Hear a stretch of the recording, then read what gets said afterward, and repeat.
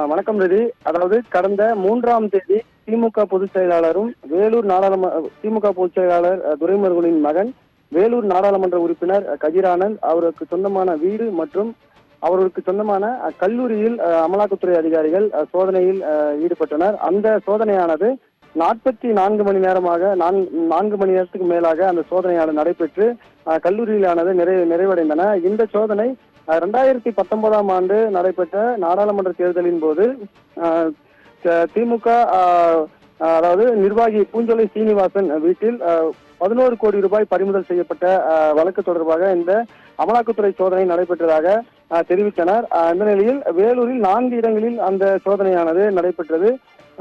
கதிரானந்துக்கு சொந்தமான வீடு மற்றும் அவருக்கு சொந்தமான கல்லூரி, அது மட்டும் இல்லாமல் பூஞ்சோலை சீனிவாசன் திமுக நிர்வாகி பூஞ்சோலை சீனிவாசன் வீடு மற்றும் அவருக்கு சொந்தமான சிமெண்ட் குடோன், இந்த 4 இடங்களில் இந்த சோதனை தொடர்ந்து நடைபெற்றன.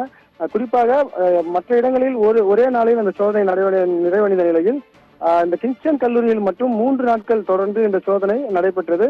இந்த 3 நாட்கள் சோதனைக்கு பிறகு 2:44 நள்ளிரவு, அதாவது 5ஆம் தேதி நள்ளிரவு இந்த சோதனை நிறைவடைந்தது.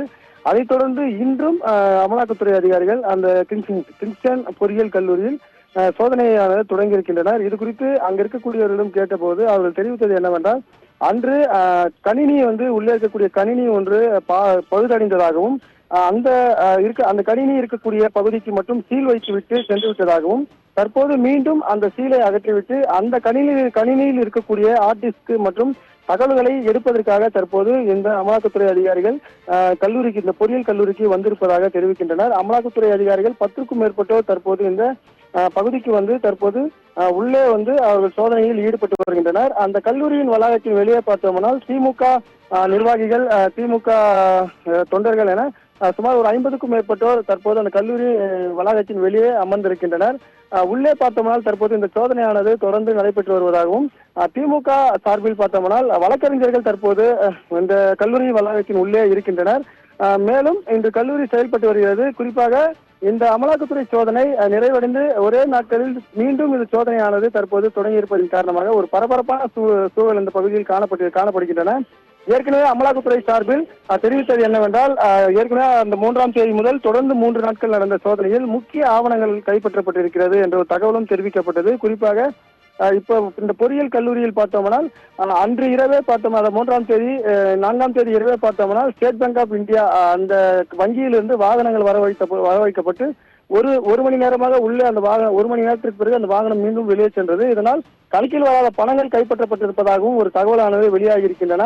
ஆனால் எவ்வளவு பணம் பறிமுதல் செய்யப்பட்டிருக்கிறது, என்னென்ன தகவல்கள் இவர்களுக்கு பறிமுதல் அதாவது டாக்குமெண்ட்ஸ் என்னென்ன பறிமுதல் செய்யப்பட்டிருக்கார்கள் என்ற ஒரு தகவல் முழுமையாக கிடைக்கப்பெறவில்லை.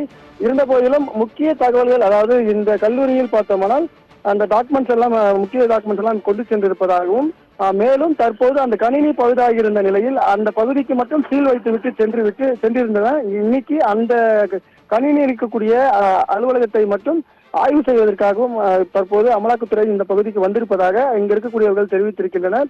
மேலும் இந்த சோதனையானது தொடர்ந்து நடைபெற்று வருகிறது.